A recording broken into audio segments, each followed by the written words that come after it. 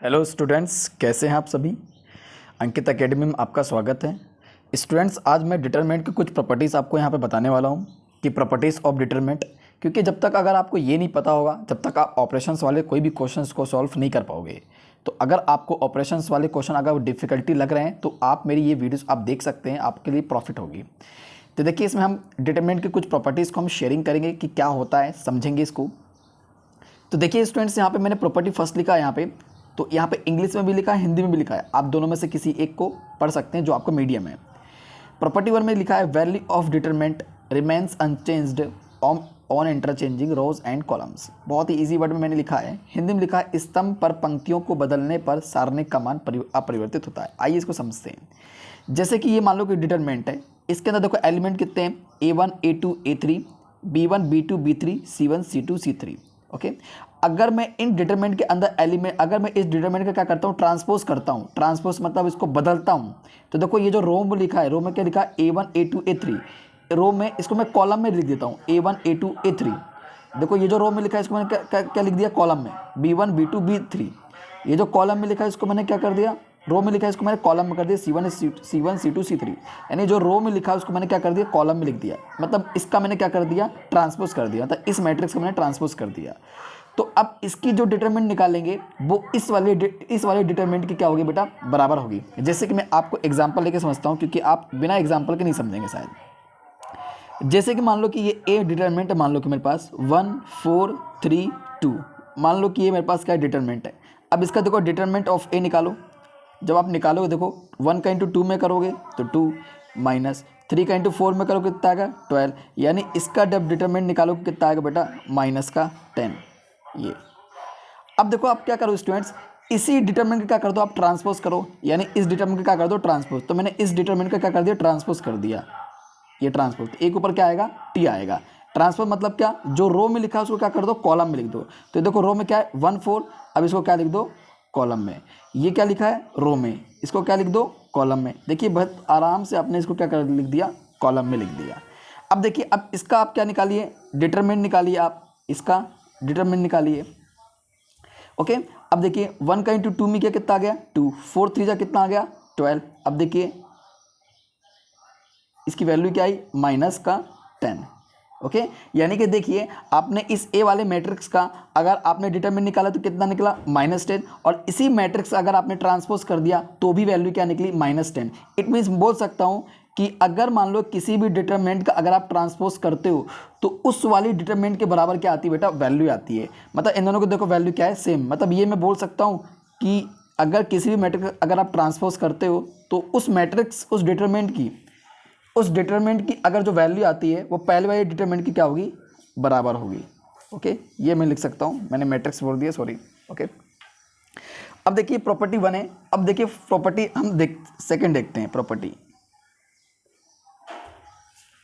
यहाँ मैं pen change कर रहा हूँ। प्रॉपर्टी 2 में यहाँ मैं हिंदी में भी लिखूंगा और इंग्लिश में भी लिखूंगा। तो यहाँ पे लिखूंगा इफ 2, देखिए स्टूडेंट्स मैंने यहाँ पे ये मैंने लिख दिया प्रॉपर्टी नंबर 2।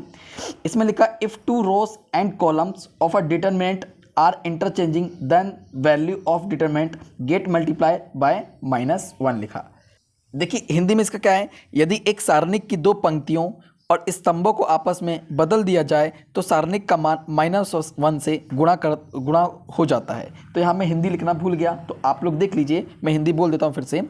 यदि एक सारणिक की दो पंक्तियों और स्तंभों को आपस में बदल दिया जाए तो सारणिक का मान -1 से गुणा हो जाता है।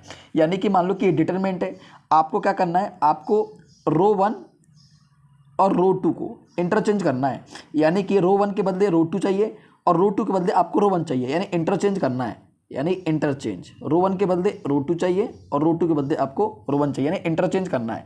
तो जब आप इंटरचेंज करोगे रो 1 और रो 2 का, तो माइनस के साथ क्या करना पड़ेगा, मल्टीप्लाई भी करने पड़ेगा। यानी इस डिटरमिनेंट के साथ आपको माइनस के साथ क्या करना पड़ेगा, मल्टीप्लाई। तो देखिए अब मैं देखो रो 1 की जगह क्या लिख दूंगा, रो 1 की जगह रो 2 लिख दूंगा और रो 2 की जगह रो 1 लिख दूंगा। तो देखिए ये B1 कहाँ चला गया, ऊपर, ये B2 ऊपर, ये क्या चला गया B3, और देखो ये A1 नीचे आ गया, A2 नीचे आ गया, A3 नीचे आ गया, यहाँ क्या बचा C1 C2 C3। तो देखिए बड़ी आसानी से मैंने क्या कर दिया, इसका इंटरचेंजिंग कर दिया, किसका, रोज का। आप कॉलम्स का भी चेंज कर सकते हो, जैसे C1 कॉलम है और ये C2 कॉलम है, आप अगर इनका भी इंटरचेंजिंग करते हो तो आपको माइनस क्या करना पड़ेगा, मल्टीप्लाई करना पड़ेगा उस डिटरमिनेंट में। तो देखिए जब मैंने इंटरचेंज किया यहाँ पे तो देखो माइनस मैंने क्या कर दिया, मल्टीप्लाई कर दिया, ठीक है ना। ये प्रॉपर्टी नंबर 2 है। तो प्रॉपर्टी नंबर 2 क्या बोलती है, किसी भी कॉलम में अगर किसी भी रो में अगर आप इंटरचेंज करते हो तो आपको क्या करना पड़ेगा, माइनस के साथ क्या करना पड़ेगा, मल्टीप्लाई करना पड़ेगा। और प्रॉपर्टी नंबर फर्स्ट हमने क्या देखा, अगर किसी भी डिटरमिनेंट का अगर आप ट्रांसपोज करते हो और इसकी जो डिटरमिनेंट निकलती है तो उस पहले वाली डिटरमिनेंट की क्या होगी बेटा, बराबर होगी। तो देखिए मैंने निकाल दिया प्रॉपर्टी नंबर 1, प्रॉपर्टी नंबर 2। आइए देखते हैं प्रॉपर्टी नंबर 3 क्या बोलती है। देखते हैं प्रॉपर्टी नंबर 3। इसमें देखिए बोला गया है, मैंने यहाँ पे इंग्लिश में हिंदी में दोनों में लिख दिया है, if in a determinant any 2 rows and column are identical then value of determinant is 0। यदि किसी सारणिक में कोई 2 पंक्तियाँ और स्तंभ समान हो तो सारणिक का मान क्या होगा, 0 होगा। यानी किसी भी डिटरमिनेंट की अगर 2 रोज क्या होंगे बेटा, सेम होगी यानी आइडेंटिकल होगी, तो उस जो डिटरमिनेंट की जो वैल्यू होगी वो क्या होगी, 0 होगी। आइए देखते हैं एग्जाम्पल से हम सॉल्व करते हैं। जैसे मान लो कि मेरे पास एक फर्स्ट डिटरमिनेंट है, मान लो कि यहाँ पे A1 है, यहाँ पे A2 है, यहाँ पे A3 है, और यहाँ पे A1 है, और यहाँ पे A2, और यहाँ पे A3 है, और यहाँ पे C1 है, और यहाँ पे C2, यहाँ पे C3 है। यहाँ पे आपको क्या दिखाई दे रहा है, यहाँ पे देखिए, यहाँ पे रो 1 और रो 2 कि देखो दोनों एलिमेंट क्या है, सेम है, मतलब दोनों की वैल्यू क्या बेटा, सेम है। देखो A1 A2 A3 A1 A2, मतलब ये दोनों क्या है बेटा, सेम, मतलब R1 is equal to R2, मतलब दोनों क्या है, आइडेंटिकल है। तो उस केस में जो इस डिटरमिनेंट की वैल्यू आएगी वो क्या आएगी, 0 आएगी। जैसे कि आइए स्टूडेंट देखो यहाँ पे, जैसे कि मैंने यहाँ पे लिया 2 4 3 1 6 9 2 9 1। जैसे मान लो कि एक क्वेश्चन से, एक क्वेश्चन से, ठीक है ना, मुझे इनको क्या मुझे चाहिए, मुझे इस डिटरमिनेंट की वैल्यू 0 चाहिए। तो मैं क्या, मुझे क्या बनाना पड़ेगा, या तो मुझे कॉलम को आइडेंटिकल बनाना पड़ेगा, मतलब समान बनाना पड़ेगा, या तो मुझे रो को क्या करना पड़ेगा, समान बनाना पड़ेगा। तो मैंने यहाँ पर रो को क्या कर दिया बेटा, सेम बना दिया। कैसे, जैसे इसको मैंने कर दिया, 2 4 3 1 6 9, और यहाँ भी कर दिया 2 4 3। यहाँ पे देखिए, यहाँ पे R1 और R3 क्या हो गया, सेम। तो R1 is equal to R3 क्या होगा हमारा, सेम। तो इस केस में जो डिटरमिनेंट की जो वैल्यू आएगी वो क्या आएगी, 0 आएगी, यानी डिटरमिनेंट की वैल्यू क्या आएगी, 0 आएगी।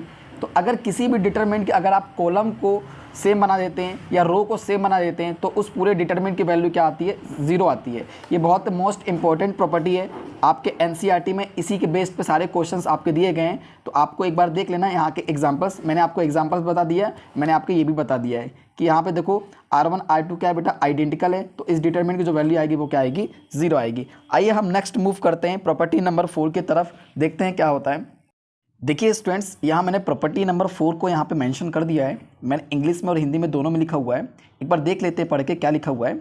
If each element of any rows and columns can be expressed sum of 2 terms then determinants can be expressed as sum of 2 determinant.